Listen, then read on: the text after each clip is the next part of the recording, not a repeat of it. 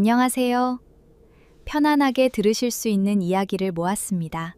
조용하고 편안하게 감상해 보세요. 내 너를 사람이 아니라 가축으로 샀거늘 어찌 감히 인간의 도리를 논하느냐? 매서운 한풍이 살을 애는 듯한 어느 겨울날 밤, 한양에서 내로라 하는 대자상가 김대감의 사랑채. 마당에서는 끔찍한 비명과 함께 몽둥이질 소리가 가차없이 울려 퍼지고 있었습니다. 대감마님, 제발 제 아버지만 살려주신다 하지 않으셨습니까? 돈 50냥에 제 몸을 씨바지로 팔 때 분명 제 아버님의 병을 고쳐주겠노라 약조하지 않으셨습니까? 피범벅이 된 채 눈바닥을 기며 절규하는 이는 이제 겨우 19이 된 소장농의 딸 언년이었습니다.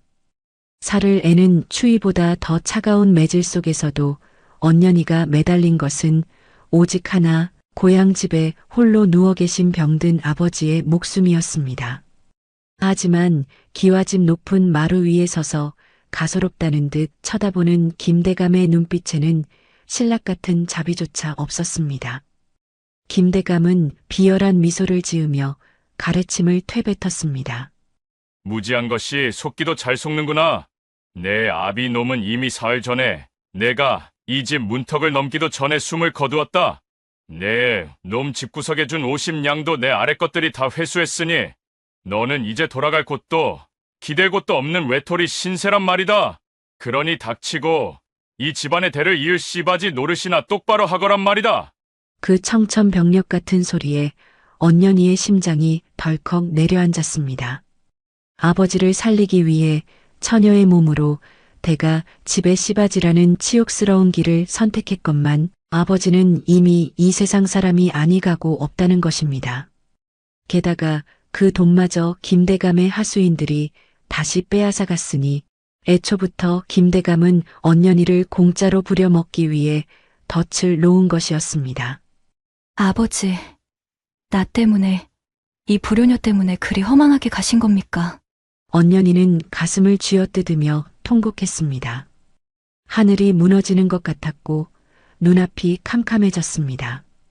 당장이라도 저 악마 같은 김대감의 목덜미를 물어뜯고 싶었지만 사방을 둘러싼 장정들의 서슬 퍼런 기세에 그저 바닥을 뒹굴 뿐이었습니다. 그때였습니다. 안채의 무거운 문이 열리며 화려한 비단옷을 입은 한 여인이 걸어 나왔습니다. 바로 김대감의 며느리이자 이 집안의 실세인 윤씨 부인이었습니다. 그녀는 10자식 부럽지 않은 가문의 권력을 쥐고 흔들었지만 딱 하나 치명적인 약점이 있었습니다. 바로 혼인한 지 수년이 지나도록 아이를 갖지 못한다는 것이었습니다. 윤씨 부인은 눈바닥에 쓰러진 언년이를 마치 더러운 오물을 보듯 싸늘하게 내려다보았습니다. 아버님, 밤이 깊었는데 어찌 이리 소란을 피우십니까? 이런 천한 것들은 매가 아니라 굶주림과 두려움으로 다스려야 속이 고분고분해지는 법입니다. 여봐라, 저것을 당장 서쪽 행랑채 구석방에 가두어라. 그리고 당분간 물 한 모금도 주지 마라. 지가 배가 고프고 목이 타들어가 봐야 지 처지를 깨닫고 내 서방님 품에 안길 게 아니냐. 윤씨 부인의 목소리는 얼음 송곳처럼 날카로웠습니다. 그녀에게 언년이는 그저 자신의 자리를 위협하지 않으면서 남편의 대를 이어줄 씨바지에 불과했던 것입니다. 그렇게 언년이는 피를 흘린 채 어둡고 축축한 행랑채 구석방에 던져졌습니다. 문이 밖에서 덜컥 걸어 잠기고 사방은 칠흑 같은 어둠에 휩싸였습니다. 몸의 통증보다 가슴의 한이 더 커서 눈물도 나오지 않았습니다. 아버지, 이 불효녀를 용서치 마옵소서. 하지만 저 악독한 자들을 두고는 내 결코 눈을 감지 못하옵니다. 내 기필코 살아남아 이 화려한 기와집을 피눈물로 물들여 버릴 것입니다. 언년이는 어둠 속에서 이를 악물었습니다. 연약했던 처녀의 눈빛에 지독한 복수심의 불꽃이 타오르기 시작한 순간이었습니다. 며칠이 지났을까요? 문이 열리고 밥 한 덩이와 물 한 사발이 툭 던져졌습니다. 언년이는 살기 위해, 오직 복수를 하기 위해 흙먼지 묻은 밥덩이를 입에 쑤셔 넣었습니다. 씹고 또 씹으며 김대감과 윤씨 부인의 얼굴을 떠올렸습니다. 그리고 마침내 윤씨 부인이 명한 그날 밤이 찾아왔습니다. 행랑채에서 끌려 나와 깨끗이 씻겨진 언년이는 얇은 소복한 장만 걸친 채 김대감의 아들이자 이 집안의 독자인 김선비의 방으로 들여보내졌습니다. 방 안에는 은은한 촛불이 켜져 있었고 침상 위에는 한 사내가 앉아 있었습니다. 언년이는 긴장감과 모멸감에 온몸을 떨며 바닥만 바라보았습니다. 그런데 들려오는 목소리는 예상과 전혀 달랐습니다. 주우냐, 몸을 그리 떨고 있으니 내 보기가 참으로 민망하구나. 낮고 부드러운 어딘가 힘이 없고 유약한 목소리였습니다. 고개를 슬며시 들어보니 김선비는 가냘픈 체구에 안색이 몹시 창백한 청년이었습니다. 그는 지독한 폐병을 앓고 있어 언제 목숨이 끊어질지 모르는 시한부 인생을 살고 있었습니다. 김대감이 서둘러 시바지를 들인 것도 이 아들이 죽기 전에 어떻게든 대를 잇기 위함이었습니다. 김선비는 자리에서 일어나 겉옷을 벗어 언년이의 어깨에 살포시 덮어주었습니다. 언년이는 깜짝 놀라 뒤로 물러섰습니다. 선비님, 어찌 저 같은 천한 것에게 이런 호의를 베푸십니까? 저는 그저 대감마님께서 사오신 시바지일 뿐입니다. 김선비는 슬픈 미소를 지으며 한숨을 쉬었습니다. 천하다니, 이 집안에서 가장 천하고 불쌍한 자는 바로 나다. 내 몸 하나 건사하지 못해 내 아버지와 내 처가 너 같은 무고한 여인의 인생을 망치고 있구나. 내 소문은 익히 들었다. 아버지를 잃고 이리 끌려왔다지. 미안하구나. 내 가문을 대신해 사죄 하마. 사내의 진심 어린 사죄에 언년이의 마음이 순간 흔들렸습니다. 이 악마 같은 집안에 이런 선한 사람이 존재한다니 믿기지 않았습니다. 김선비는 언년이에게 손을 대지 않고 그저 밤새도록 방 한구석에서 책을 읽거나 기침을 해대며 밤을 지새웠습니다. 내 아버님과 처의 감시가 심하니 당분간은 우리가 밤을 함께 보낸 것처럼 꾸며야 한다. 그래야 너도 나도 살 수 있다. 김선비의 배려 덕분에 언년이는 숨을 돌릴 수 있었습니다. 낮에는 윤씨 부인의 혹독한 감시가 이어졌습니다. 윤씨 부인은 무난 인사를 올리는 언년이에게 대놓고 면박을 주었습니다. 아침 상 차리는 솜씨가 이리 형편없어서야 어디 쓰겠느냐? 시바지로 들어왔으면 낮에는 죽은 듯이 일하고 밤에는 서방님을 기쁘게 해드려야 하거늘. 얼굴색이 저리 파리해서야 복이 들어오겠느냐, 여봐라. 저것에게 마당 쓸기부터 빨래까지 온갖 험한 일을 다 시키거라. 윤씨 부인은 언년이가 남편의 사랑을 독차지할까봐 질투하면서도 아이를 가져야 하니 쫓아내지도 못하는 모순된 감정으로 언년이를 괴롭혔습니다. 험한 부엌일과 빨래로 언년이의 고운 손은 진물과 피로 가득 찼지만 언년이는 이를 악물고 버텼습니다. 왜냐하면 낮 동안 집안 구석구석을 누비며 김대감의 비밀을 캐내고 있었기 때문입니다. 현재 조선 팔도는 탐관 오리들의 수탈로 백성들의 삶이 도탄에 빠져 있었습니다. 김대감은 그 중에서도 가장 악질이었습니다. 겉으로는 조정의 고위 관직을 지내며 청렴한 선비인 척했지만 뒤로는 매관매직을 일삼고 나라의 구율미를 빼돌려 사재를 채우고 있었습니다. 어느 날 저녁 김대감의 서재 근처를 청소하던 언년이는 문틈으로 흘러나오는 김대감과 밀사의 대화를 듣게 되었습니다. 이번에 함경도 지방으로 갈 구율미 3천석 말일세. 그걸 시중에 반값으로 몰입애들에게 넘기고 대신 모래와 결을 섞어서 백성들에게 나눠주게. 어차피 굶어 죽을 연놈들인데 좋은 쌀을 먹여 무엇하겠나. 그 돈으로 이번 판서 자리를 사야 하니 한 푼도 차질이 없게 하란 말이야. 예, 대감마님, 걱정 마십시오. 장부는 아무도 모르는 곳에 잘 숨겨두었습니다. 그 말을 들은 언년이의 온몸이 분노로 부르르 떨렸습니다. 백성들의 피와 살을 깎아 자신의 배를 채우는 저 무리들이야말로 진정한 도적놈들이었습니다. 언년이는 생각했습니다. 저 비밀 장부만 찾아내면 김대감 집안을 단숨에 무너뜨릴 수 있을 것이라고 말입니다. 그렇게 복수의 칼날을 갈던 중 언년이에게 예상치 못한 비극이자 기회가 찾아왔습니다. 김선비의 병세가 날로 악화되자 김대감과 윤씨 부인의 독촉은 극에 달했습니다. 김선비는 기침을 피로 토하면서도 언년이를 보호하기 위해 결국 눈물을 흘리며 언년이와 진짜 밤을 보내게 되었습니다. 언년아, 미안하구나. 내 너에게 가장 큰 죄를 짓는구나. 아닙니다, 선비님. 이것이 제 숙명이라면 받아들이겠습니다. 언년이는 김선비를 품에 안았습니다. 비록 복수를 위해 들어온 집이었지만 자신을 유일하게 인간으로 대해준 김선비에게 연민의 정을 느끼고 있었던 것입니다. 그리고 2달 뒤 마침내 언년이의 몸에 변화가 찾아왔습니다. 의원이 와서 진맥을 짚더니 크게 소리쳤습니다. 축하하옵니다. 대감마님, 회임이 옵니다. 맥이 아주 힘찬 것이 필씨 아들 같사옵니다. 그 소리에 김대감 집안은 축제 분위기가 되었습니다. 김대감은 껄껄 웃으며 기뻐했고 윤씨 부인의 눈에는 탐욕과 살기가 동시에 스쳐 지나갔습니다. 마침내 아이가 생겼으니 이제 언년이의 쓸모는 아이를 낳는 그날까지로 정해진 것이었습니다.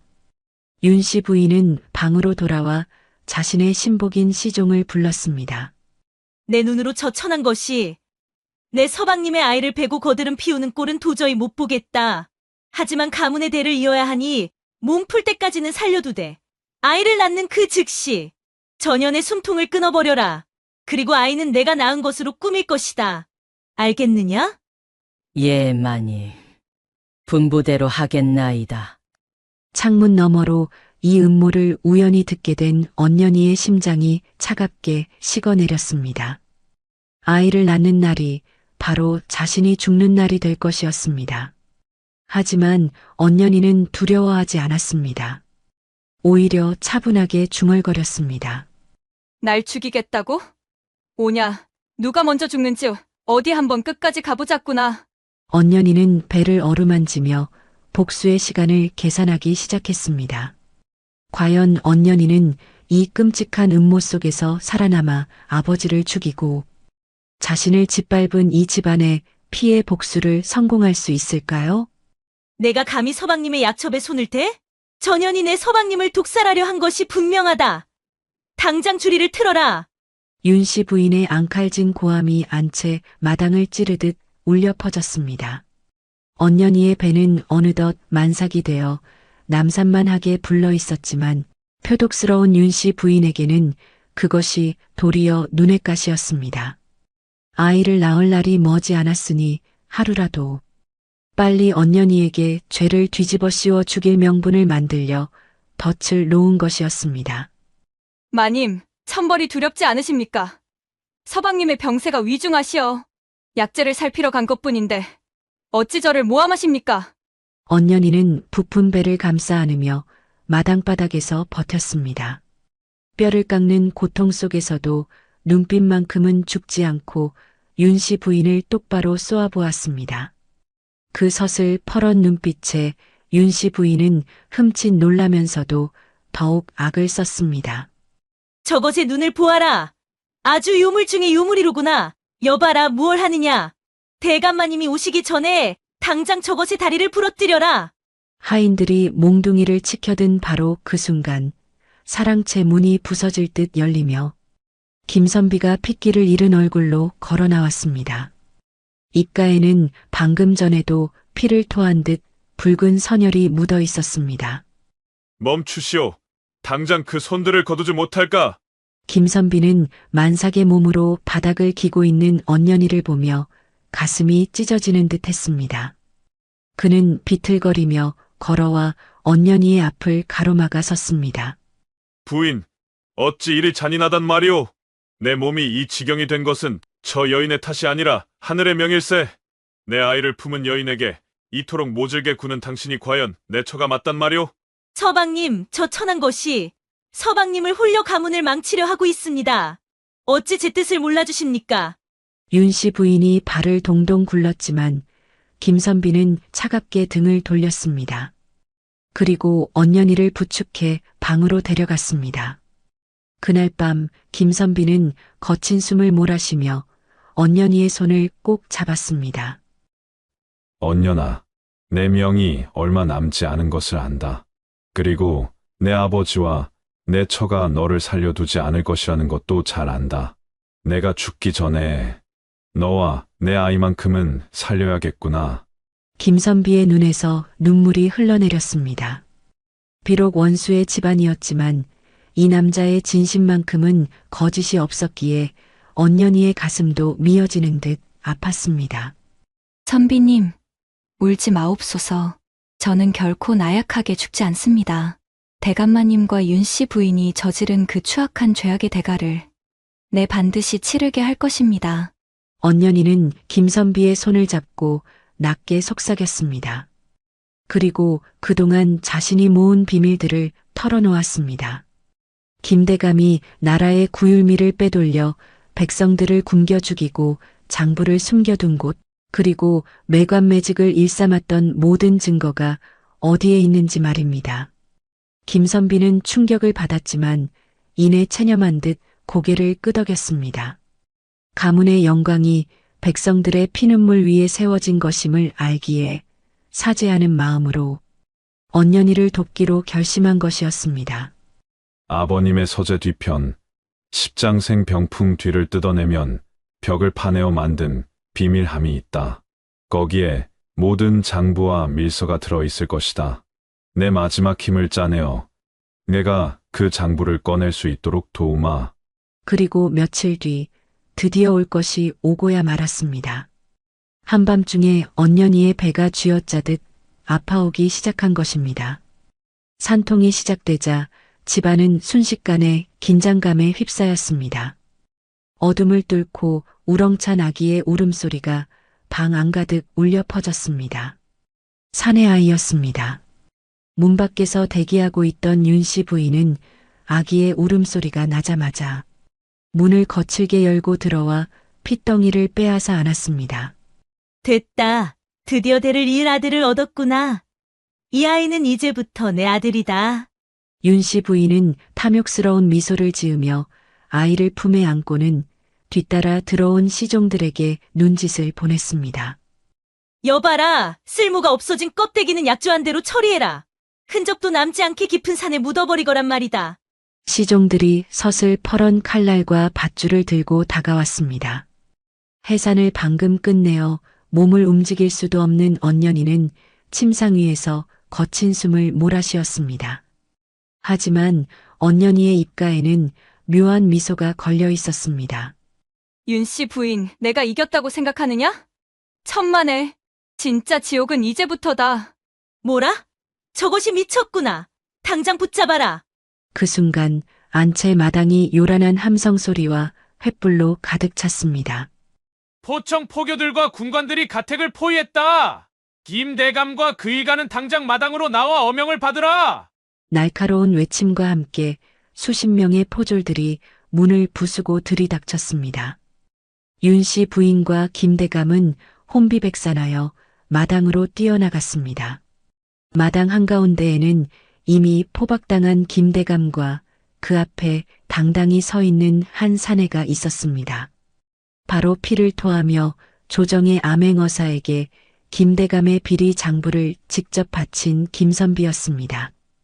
김선비는 마지막 숨을 몰아쉬며 아버지를 바라보았습니다. 아버님, 자식으로서 불효를 저지르나 백성들의 피눈물을 닦는 것이 사람의 도리이기에 이 가문을 제 손으로 무너뜨립니다. 부디 저승에서 죄를 씻으소서. 이 불효자 자식아! 내가 감히 내 가문을 고발해!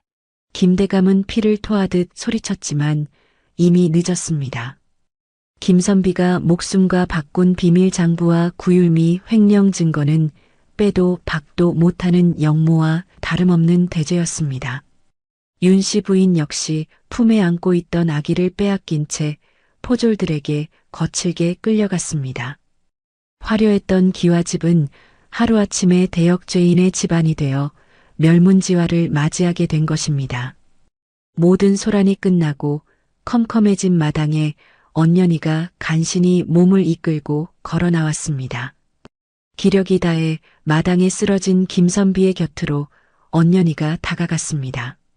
김선비는 흐려지는 눈으로 언년이와 포졸의 품에 안긴 아기를 바라보며 희미하게 웃었습니다. 언년아, 내 너를 만나 비로소 인간답게 살다 간다. 내 아이와 함께 멀리 떠나 행복하거라. 김선비는 그 말을 마지막으로 언년이의 손을 잡은 채 조용히 눈을 감았습니다. 원수의 아들이었지만 자신과 아이를 위해 목숨을 바친 남자의 죽음 앞에 언년이는 뜨거운 눈물을 흘렸습니다. 선비님, 보내주신 이 목숨, 아이와 함께 당당하게 살아가겠습니다. 부디 좋은 곳으로 가소서. 언년이는 아기를 품에 꼭 안았습니다.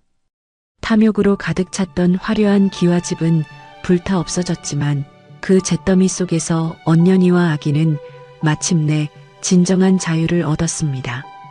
돈과 권력을 위해서라면 사람의 목숨을 가축처럼 여기던 자들은 결국 자신들이 파놓은 함정에 빠져 파멸했고 가장 밟히고 천대받던 서민인 언년이는 끝내 살아남아 승리한 것입니다. 언년이는 뜨겁게 떠오르는 아침 해를 바라보며 아이의 손을 잡고 새로운 세상으로 발걸음을 옮겼습니다. 이놈! 어딜 감히 사람의 앞길을 막느냐? 내 놈이 짊어진 그 구질구질한 보찜에 내 비단 도포가 스치기라도 하면 내 놈 목숨으로도 갚지 못할 줄 모르냐? 서슬퍼런 호통 소리가 한낮의 주막거리를 얼어붙게 만들었습니다. 화려한 가마 곁에서 거드름을 피우는 종놈의 발길질에 낡은 삿갓을 눌러쓴 작은 체구의 보부상이 바닥을 굴렀습니다. 보찜 속에 든 빛이며 분첩들이 흙먼지 속으로 쏟아져 나왔지요. 삿갓 밑으로 보이는 턱선은 날카로웠지만 먼지를 뒤집어 쓴 몰골은 영락없는 하급 보부상이었습니다. 죄송합니다. 나으리, 소인이 눈이 어두워 그만 귀하신 분의 행차를 살피지 못했습니다. 한 번만 너그러이 보살펴 주시옵소서. 낮게 깔린 목소리는 제법 껄껄했지만 그 안에는 형용할 수 없는 서늘함이 서려 있었습니다. 이 보부상의 이름은 설아. 아니, 지금은 그저 팔도 강산을 떠도는 보찜 장수 설이라 불리는 사내 아닌 사내였습니다. 10년 전 대역죄인의 누명을 쓰고 가문이 멸문지화할 때 아버지는 어린 설아의 머리카락을 직접 자르고 남자의 옷을 입혀 담장 밖으로 내던졌습니다. 살아라. 살아서 반드시 증명해야 우리 가문을 포륙낸 저들의 추악한 면상을 기억하거라. 그날의 핏빛 기억을 가슴에 묻은 채 설아는 여인이기를 포기했습니다. 거친 사내들 틈에서 주먹질을 배우고 발바닥에 피가 터지도록 산길을 누비며 오직 복수의 날만을 기다려온 것이지요. 먼지를 털고 일어선 설아의 눈이 가마의 문틈을 향했습니다. 그곳에는 이 나라의 실권자, 좌의정 김대감의 아들이자 한성판윤의 자리에 앉아 무소불위의 권력을 휘두르는 김도연이 앉아 있었습니다. 설아의 집안을 몰락으로 몰아넣은 결정적인 밀서를 조작한 자가 바로 도연의 아버지였으니 설아에게는 철천지원수나 다름없었습니다. 하지만 지금은 때가 아니었습니다. 설아는 바짝 엎드려 그들이 지나가기를 기다렸습니다. 그런데 그때였습니다. 갑자기 가마가 멈춰섰고 비단 신발이 흙바닥을 밟는 소리가 들려왔습니다. 잠깐 멈추어라. 그 보부상이 떨어뜨린 물건 중에 눈에 익은 것이 있구나. 서늘하면서도 부드러운 목소리. 김도연이었습니다. 그는 흙바닥에 떨어져 있던 작은 옥놀이개 하나를 집어들었습니다.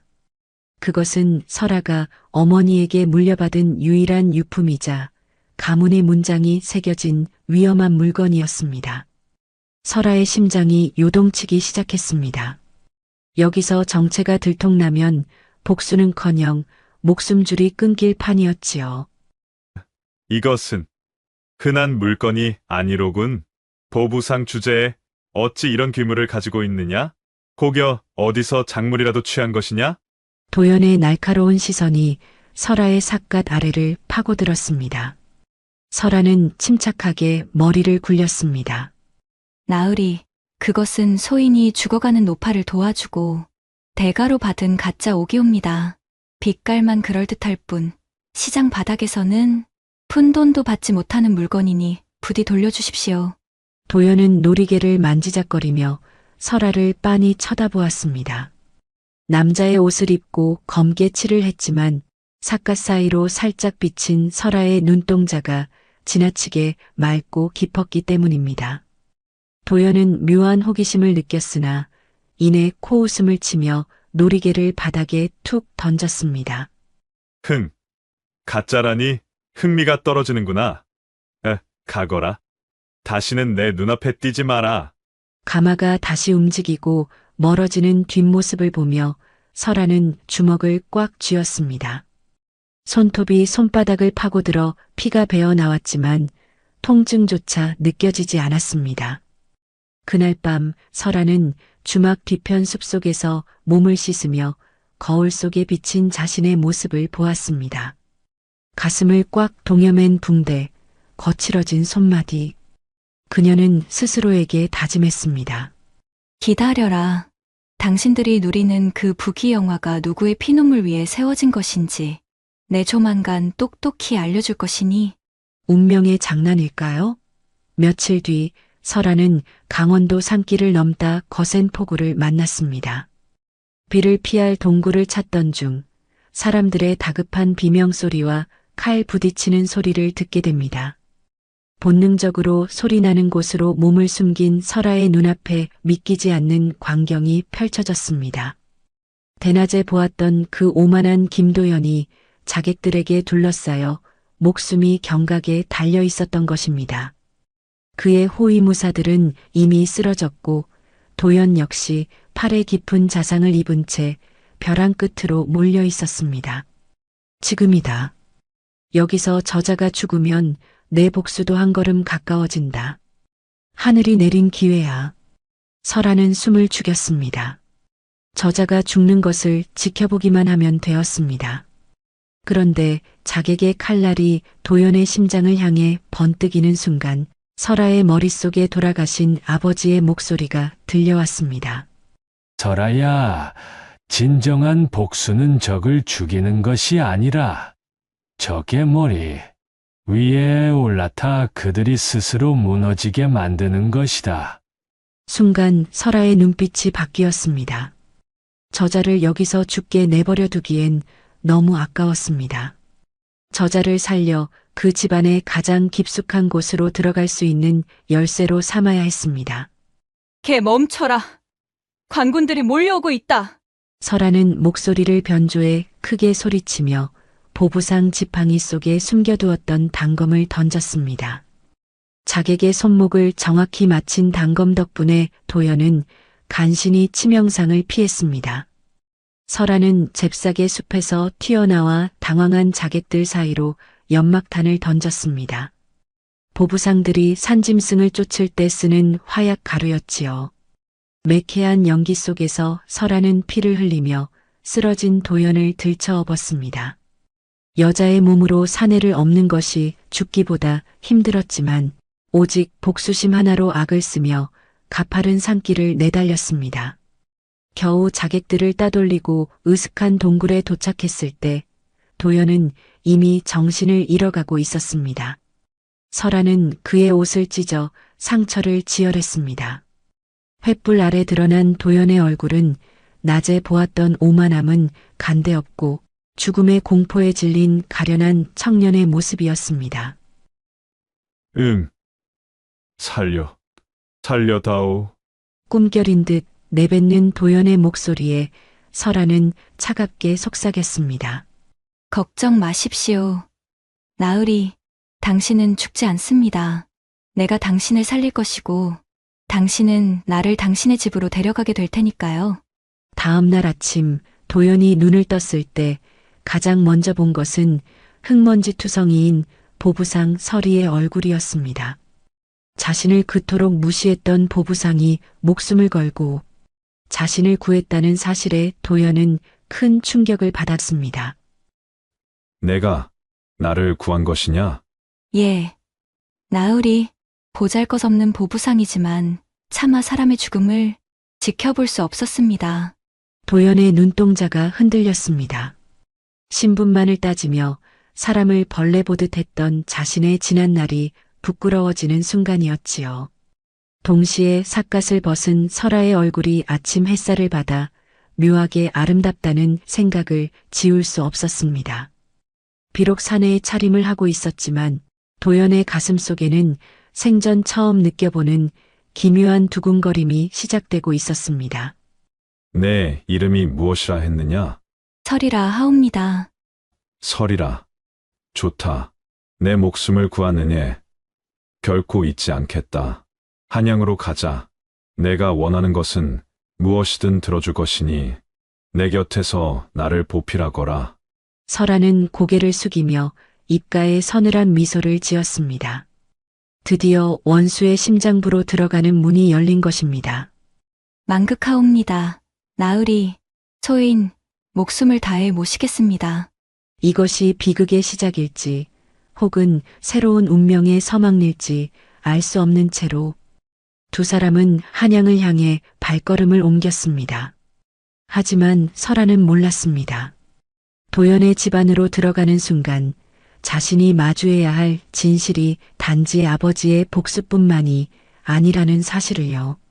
그리고 자신을 사내로 알고 있는 도연이 보여줄 집착에 가까운 연정이 얼마나 가혹한 시련이 될지도 말입니다.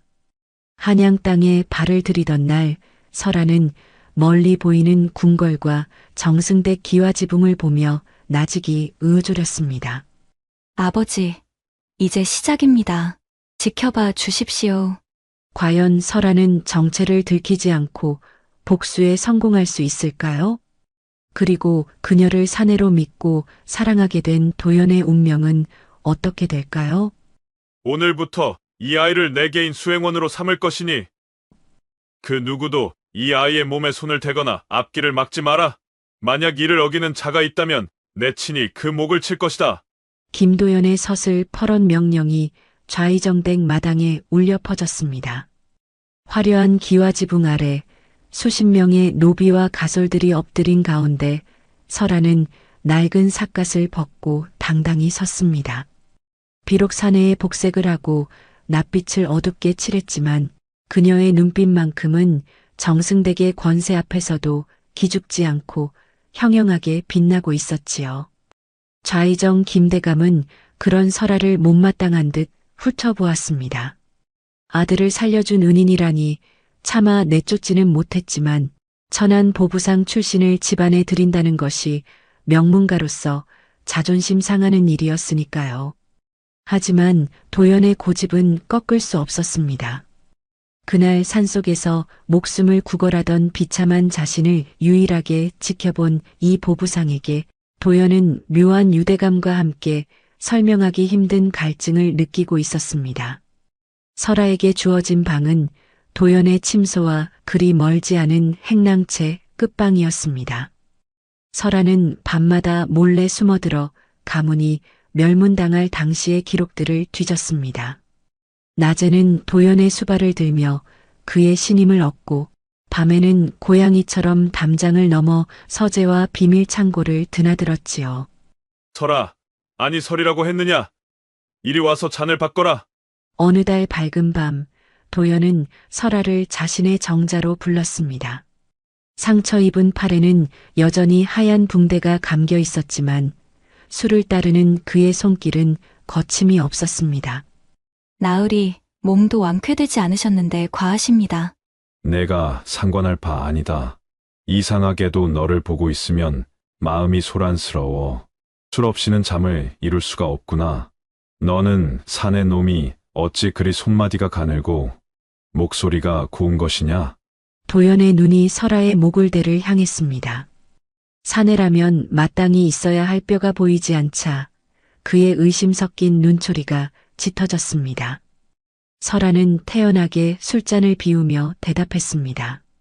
어릴 적부터 영양을 제대로 섭취하지 못해 골격이 제대로 자라지 못했을 뿐입니다. 나으리께서 보시기에 부족해 보이신다면 지금이라도 물러가겠습니다. 누가 물러가라 했느냐? 내가 없으면 내 옆자리가 너무나 차갑단 말이다. 취기에 섞여 나온 도연의 고백에 설아의 심장이 철렁 내려앉았습니다. 원수의 아들이 자신에게 연정을 품고 있다니 이 무슨 운명의 장난이란 말입니까? 설아는 애써 차가운 미소를 지으며 화제를 돌렸습니다. 나으리, 혹시 10년 전 북방의 군수 물자를 가로챘다는 누명을 쓰고 사약을 받았던 이 판서 어른을 기억하십니까? 그 이름이 나오자마자 도연의 얼굴에서 술기운이 가시고 서늘한 살기가 감돌았습니다. 그 이름은 왜 묻느냐? 이미 반역자로 낙인 찍혀 사라진 가문이다. 우리 아버님께서 그 밀서를 찾아내 국법을 바로 세우셨지. 아니요, 나으리.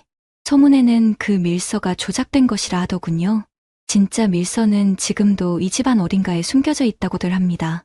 입 조심해라. 아무리 내 은인이라 해도 아버님을 모욕하는 언사는 참지 않겠다.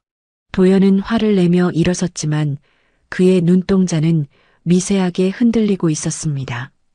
사실 도연 역시 어린 시절 아버지가 서재에서 누군가와 은밀히 밀담을 나누며 가짜 인장을 찍던 모습을 본 적이 있었기 때문입니다. 그 기억을 애써 부정하며 살아왔던 도연에게 설아의 말은 날카로운 비수처럼 파고들었습니다. 며칠 뒤 설아는 드디어 기회를 잡았습니다. 좌의정이 궁궐 연회에 참석하기 위해 집을 비운 사이 그의 침실 뒤편 비밀 금고를 찾아낸 것이지요. 심장이 터질 듯 뛰었습니다. 먼지 쌓인 상자 속에서 누렇게 변색된 서류 뭉치를 꺼낸 순간 설아는 눈물을 흘릴 뻔했습니다. 그것은 아버지의 필체를 교묘하게 흉내낸 가짜 밀서와 당시 좌의정에게 뇌물을 바친 자들의 명단이었습니다. 드디어 찾았어. 아버지, 보고 계시나요? 설아가 그 서류를 품속에 넣으려던 찰나 등 뒤에서 서늘한 기운이 느껴졌습니다. 결국 그것을 찾아냈구나. 내 놈의 정체가 무엇이냐? 어둠 속에서 나타난 것은 다름 아닌 도연이었습니다. 그는 믿고 싶지 않았던 진실과 마주한 배신감, 그리고 설아의 정체에 대한 혼란이 뒤섞인 표정으로 칼을 뽑아들었습니다. 보부상설이라 했느냐? 아니면 죽은 이 판서의 자식이냐? 내 놈의 눈빛이 왜 그렇게 슬픈지, 왜 그렇게 이 집안을 증오하는지 이제야 알 것 같군. 도연의 칼끝이 설아의 목을 겨눴습니다. 설아는 도망치지 않았습니다. 대신 삿갓을 벗어 던지고 머리를 묶었던 끈을 풀었습니다. 어깨 위로 쏟아져 내리는 길고 검은 머리카락. 달빛 아래 드러난 설아의 모습은 사내가 아닌 처연하도록 아름다운 여인이었습니다. 도연은 칼을 든 손을 부들부들 떨었습니다.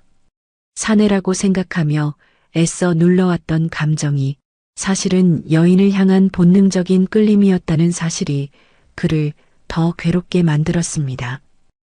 죽여라. 죽여서 내 아버지처럼 진실을 덮어버리란 말이다. 우리 가족의 피로 일궈낸 그 부귀영화를 지키고 싶다면 지금 당장 내 목을 베어라. 설아의 외침에 도연은 칼을 바닥에 떨어뜨렸습니다. 그는 무너지듯 무릎을 꿇으며 설아의 치맛자락을 붙잡았습니다.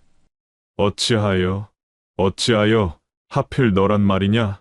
내가 죽도록 사랑하게 된 사람이 왜 내 아버지를 죽여야만 하는 원수란 말이냐? 도연의 절규가 방 안을 가득 채웠습니다.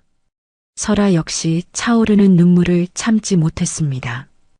복수를 위해 접근했지만 어느새 자신을 지키기 위해 목숨을 걸었던 도연의 진심을 알아버렸기 때문입니다.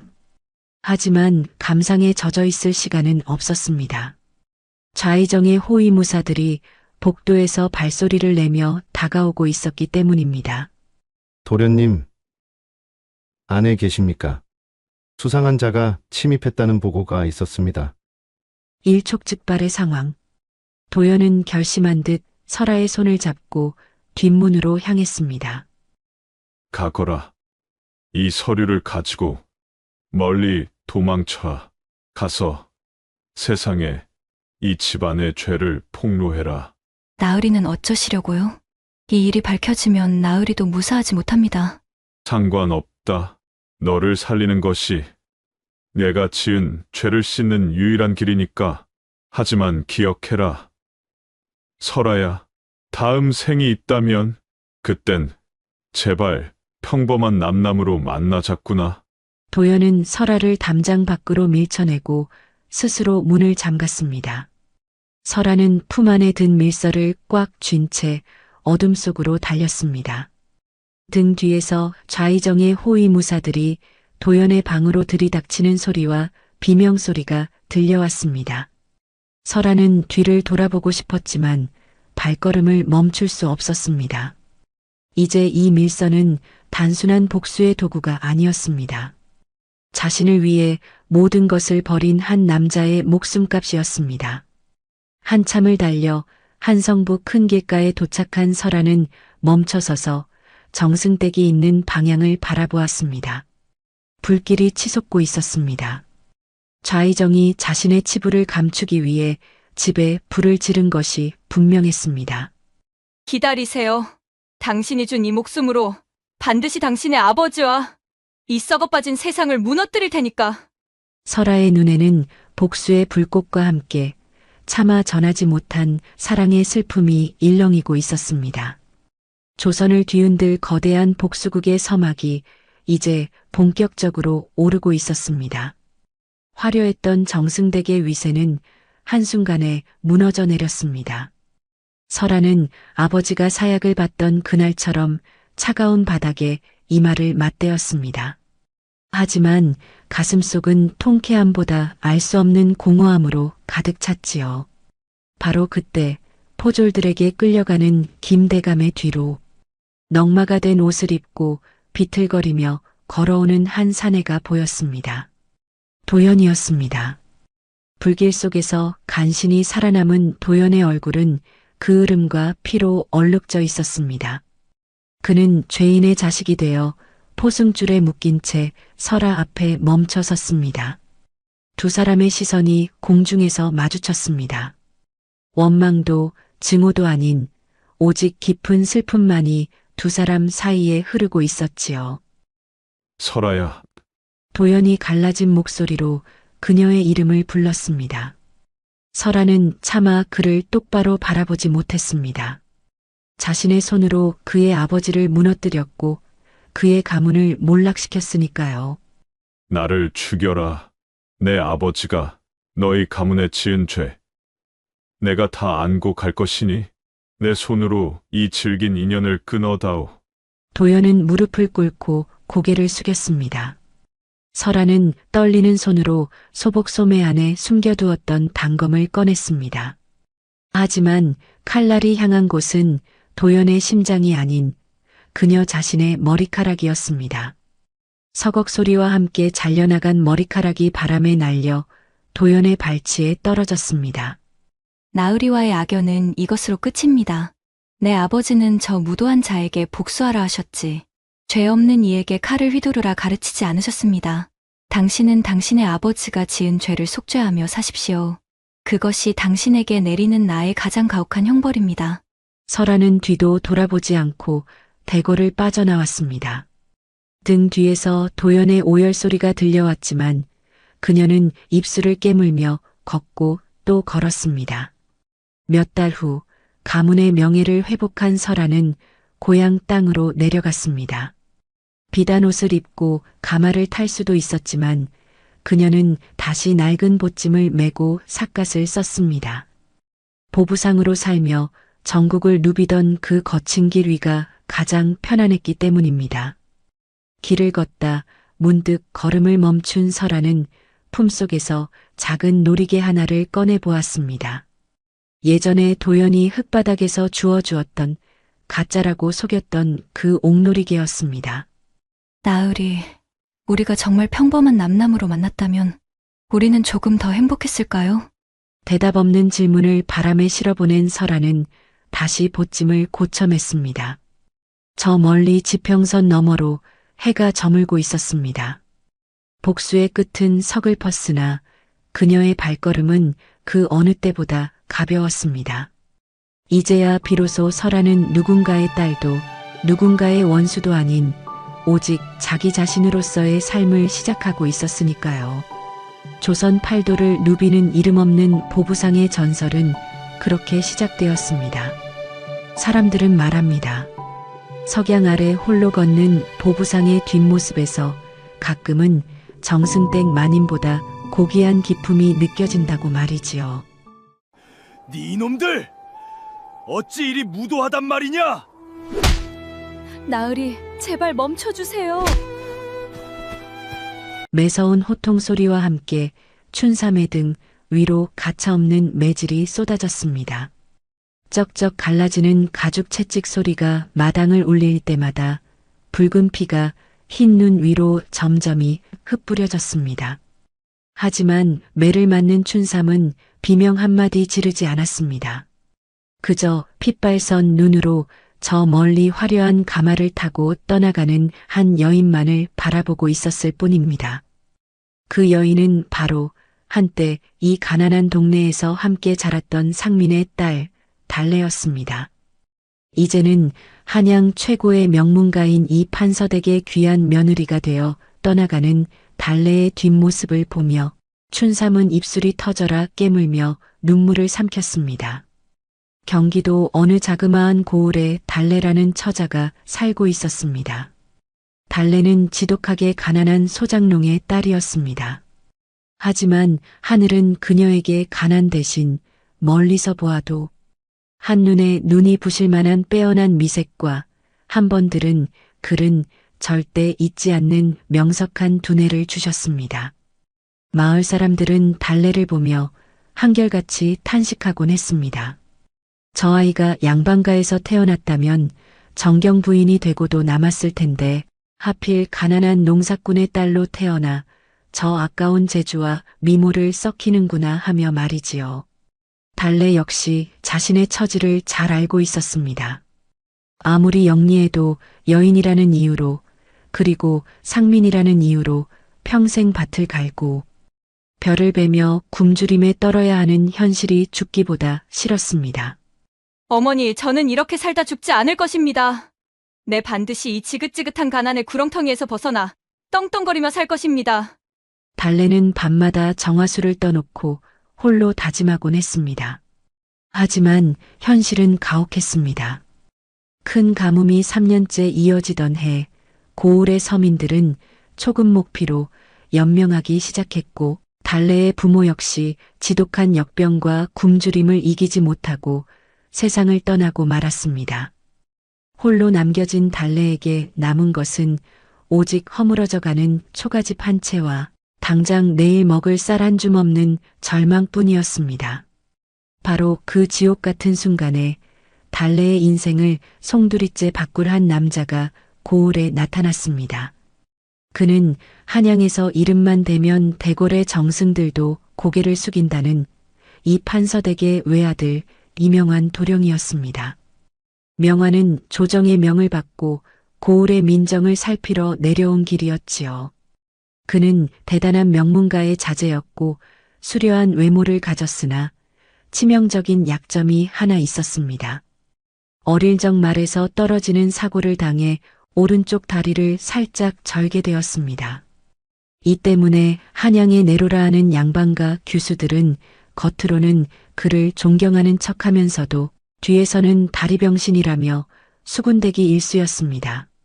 명환은 그로 인해 마음에 깊은 상처를 입고 사람들의 시선에 늘 냉소적이고 날이 서 있었습니다. 그러던 어느 날 명환이 수아들을 거느리고 고을의 장터를 지나던 중이었습니다. 마침 장터 한 구석에서 굶주림에 지쳐 쓰러진 아이에게 자신이 구걸해 온 마지막 주먹밥을 건네는 달래를 보게 되었습니다. 달래의 남루한 옷차림 속에서도 감출 수 없는 고고한 자태와 눈부신 미모는 명환의 시선을 단번에 사로잡았습니다. 명환은 자신도 모르게 말에서 내려 달래에게 다가갔습니다. 처자, 옷차림은 비로하나 그 마음씨와 자태가 보통이 아니구려. 내 조정을 섬기는 이판 대감의 아들 명환이라 하오. 보통의 서민들이라면 판서댁 도령이라는 말에 사시나무 떨듯 떨며 엎드렸을 것입니다. 하지만 영리한 달래는 직감했습니다. 이것이 내 인생을 바꿀 처음이자 마지막 기회라는 것을 말이지요. 달래는 고개를 숙이되 결코 기죽지 않는 단아한 목소리로 대답했습니다. 도령님의 귀한 신부는 제 눈에 보이지 않사옵니다.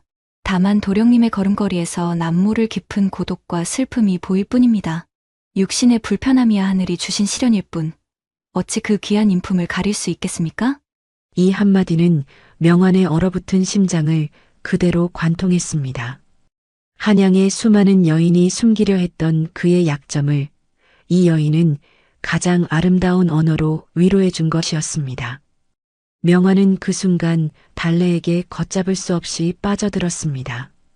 그는 달래가 몰락한 양반가의 규수이거나 최소한 예절을 아는 고결한 가문의 여인일 것이라 철석같이 믿었습니다.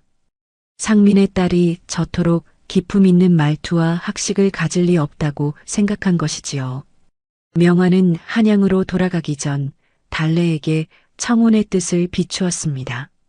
내 한양으로 올라가 아버님께 고하고 정식으로 가마를 보내 처자를 맞이하겠소. 내 처자의 손에 다시는 흙을 묻히지 않게 하겠다고 약속하겠소. 달래는 가슴이 터질 것만 같았습니다. 꿈에 그리던 신분 상승의 기회가 눈앞에 다가온 것입니다. 하지만 기쁨도 잠시 거대한 절망이 밀려왔습니다. 판서댁 가문에서 며느리를 맞이하는데 그 가게를 조사하지 않을 리가 없었습니다.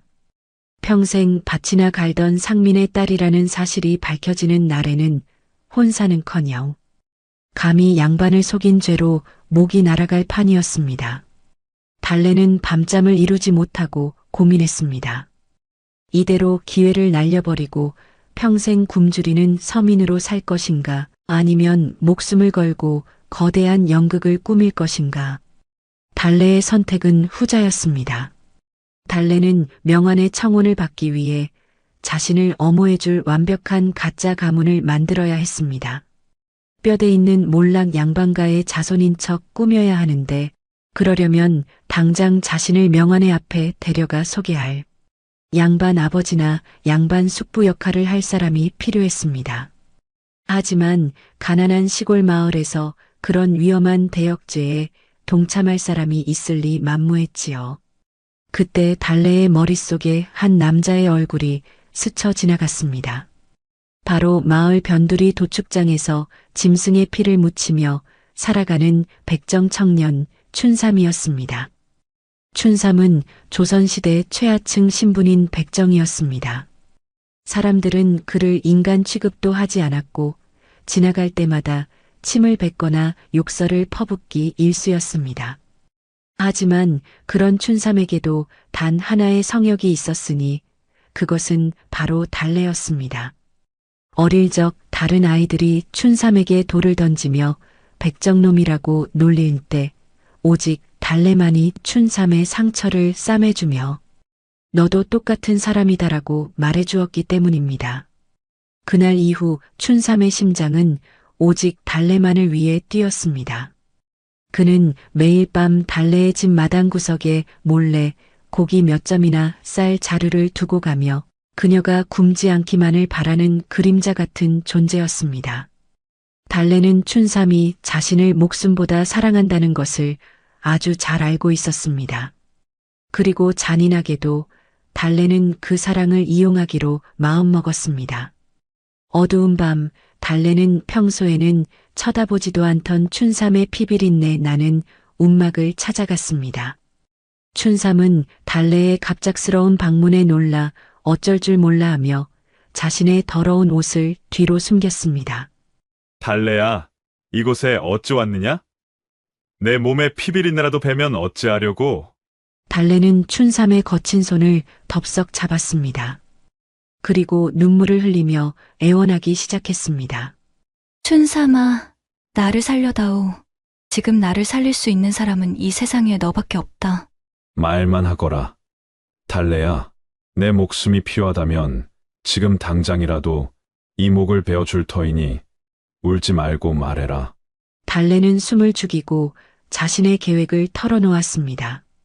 한양의 판서댁 도령과 혼인을 하게 되었는데 신분을 속여야 하니 춘삼이가 딱 한 번만 옷을 정갈하게 입고 그를 아는 몰락한 양반 숙부 역할을 해달라는 청이었습니다. 이것은 단순한 거짓말이 아니었습니다. 조선시대의 신분을 속이고 양반과 혼인하는 것은 왕실과 조정을 기만하는 대역죄로 적발시 능지처참을 면치 못하는 목숨을 건 도박이었습니다. 게다가 천하가 멸시하는 백정이 양반 노릇을 한다니 걸리는 순간 죽음뿐이었습니다. 춘삼은 청천벽력 같은 말에 가슴이 무너져 내렸습니다. 자신이 그토록 사랑하는 달래가 다른 남자의 아내가 된다는 사실도 피눈물이 나는데 심지어 자신에게 그 혼사를 돕기 위해 목숨을 걸고 가짜 숙부 노릇을 해달라니요. 이 얼마나 잔인하고 막장 같은 운명의 장난이란 말입니까? 춘삼의 눈에서 굵은 눈물이 흘러내렸습니다.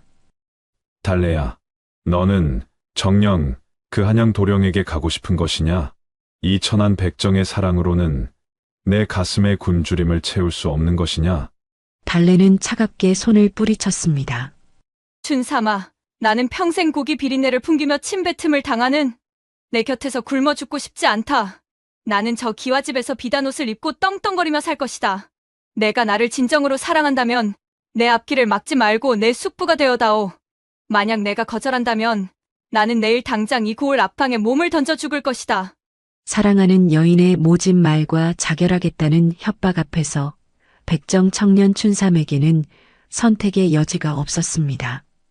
자신의 심장이 찢어지는 고통보다 달래가 원하는 삶을 살지 못해 고통받는 것이 더 두려웠던 것입니다. 춘삼은 결국 피눈물을 삼키며 고개를 끄덕였습니다. 알겠다. 달래야, 내 뜻이 정 그렇다면 내 기꺼이 내 숙부가 되어 주마.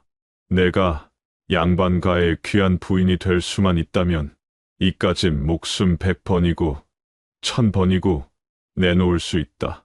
그러니 제발 죽겠다는 말은 하지 말아라. 그날부터 두 사람의 위험천만한 연극이 시작되었습니다. 달래는 춘삼에게 양반의 걸음걸이, 수염을 만지는 법, 그리고 가짜 가문의 족보를 달달 외우게 했습니다. 춘삼은 평생 칼만 잡던 거친 손으로 붓을 잡는 신용을 하며 달래가 시키는 대로 양반의 외양을 갖추어 나갔습니다. 몇 달 후 마침내 한양의 이 판서댁에서 사람들을 보냈습니다. 명한 도령은 약속대로 달래를 맞이하기 위해 친히 고을로 내려왔지요. 약속된 장소는 달래가 미리 빌려둔 허물어져가는 어느 몰락한 양반가의 외딴 기와집이었습니다. 춘삼은 최고급 비단 도포를 입고 갓을 깊게 눌러쓴 채 방 한가운데 엄숙하게 앉아 있었습니다. 그의 심장은 터질 것처럼 뛰었고 손에는 식은 땀이 흥건했습니다. 마침내 문이 열리고 명한 도령이 들어왔습니다. 명한은 다리를 살짝 절며 들어와 고개를 숙였습니다. 장인어른은 일찍 여의셨다 들었습니다. 숙부 어른 소생한양의 이명환이라 합니다. 가문이 몰락하셨으나 이토록 기품 있는 조카딸을 키워내셨으니 그 은혜에 보답하고자 달래 처자를 제 아내로 맞이하고 싶습니다.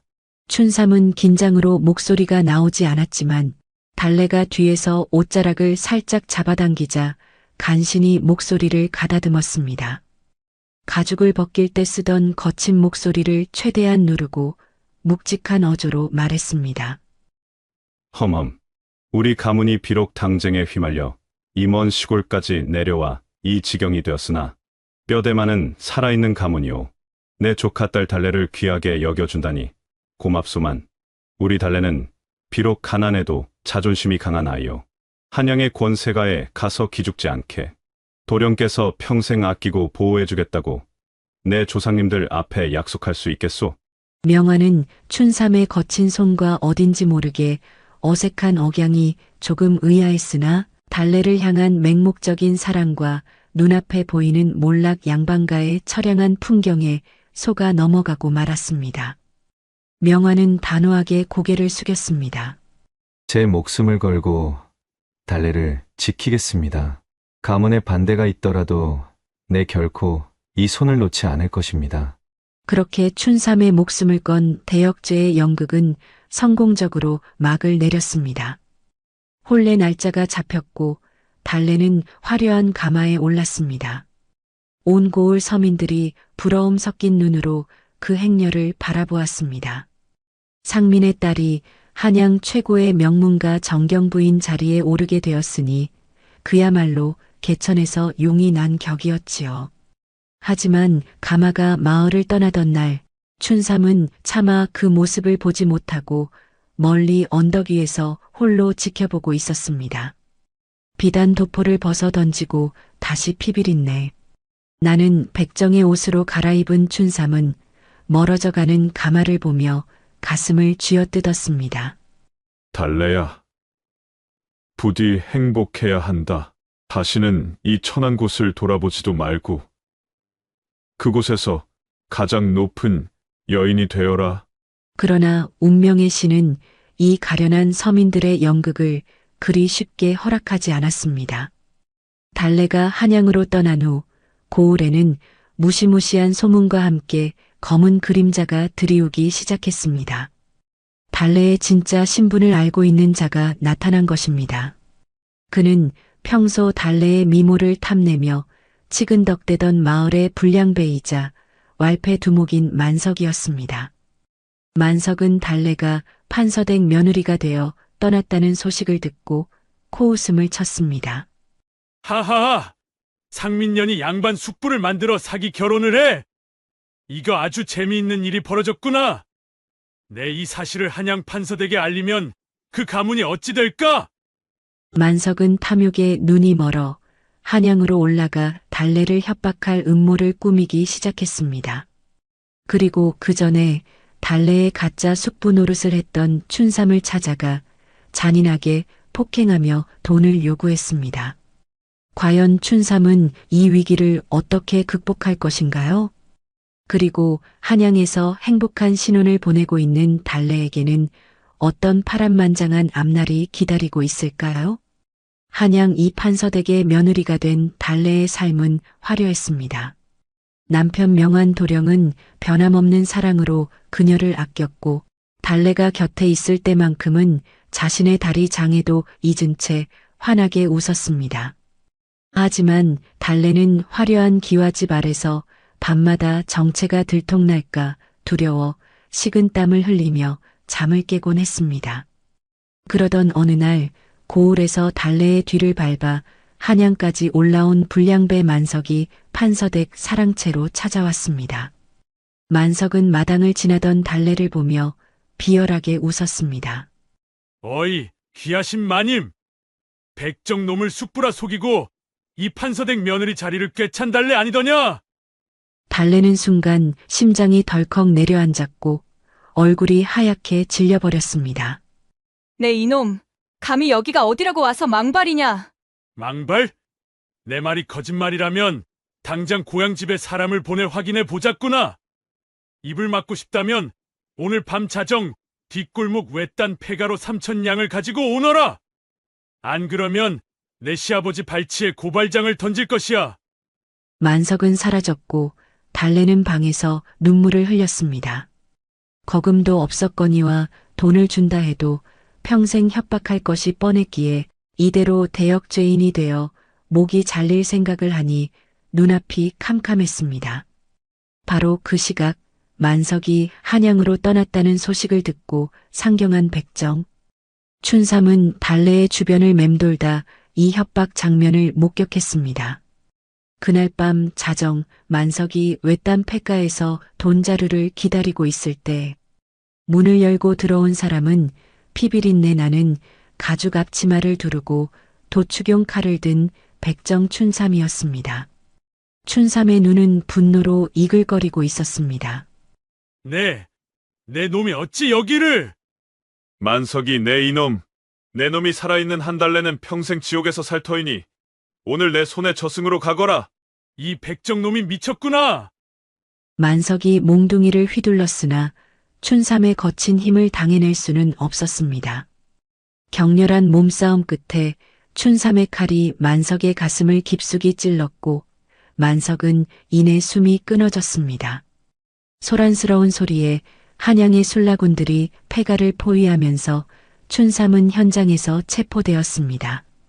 살인 범인이 잡혔다는 소식은 도성에 퍼졌고 춘삼은 의금부로 압송되어 가혹한 문초를 받게 되었습니다. 이 소식을 들은 달래는 춘삼이 자신 때문에 잡혔으니 모든 비밀이 밝혀지는 것은 시간 문제라 생각하며 피눈물을 흘렸습니다. 다음 날 의금부 국문장, 추국관이 가혹하게 주리를 틀며 춘삼을 추궁했습니다. 천한 백정 신분으로 도성에서 사람을 해쳤으니 배우가 누구인지 바른대로 대라. 뼈가 부러지는 고통 속에서도 춘삼은 이를 악물고 소리쳤습니다. 배우 따윈 없다. 저 만석이가 백정이라고 나를 멸시하기에 앙심을 품고 내 홀로 죽인 것이다. 이 판서댁 마님은 나와 아무런 상관이 없는 분이다. 내가 다 죽였다. 나를 죽여라. 춘삼은 달래의 신분을 지켜주기 위해 스스로 죽음을 자청한 것입니다. 멀리서 이 모습을 지켜보던 달래는 입을 틀어막고 오열했습니다. 바로 그 순간 국문장의 문이 열리며 남편 명환 도령이 걸어 들어왔습니다. 명환은 다리를 절며 추국관 앞으로 다가갔습니다. 추국관 대감, 문초를 멈추시오. 여기 있는 백정 춘삼은 내 아내와 가문을 협박하던 도적을 처단한 의인방이오. 사실 나는 처음부터 내 아내 달래가 상민의 딸임을 알고 있었소. 그 한마디에 국문장은 술렁였습니다. 영리했던 명환 도령은 처음에 달래의 가짜 숙부를 만났을 때 춘삼의 거친 손과 옷에 배어있던 고기 비린내를 이미 눈치챘던 것입니다. 신혼 첫날 밤 홀로 마당에서 울던 달래의 혼잣말을 듣고 모든 진실을 알았지만 아내를 고발하지 않았습니다. 신분과 편견 없이 진심으로 위로해준 유일한 여인이 바로 달래였기 때문입니다. 명환에게는 핏줄보다 달래라는 사람 그 자체가 더 소중했습니다. 명환은 관원들을 향해 당당하게 외쳤습니다.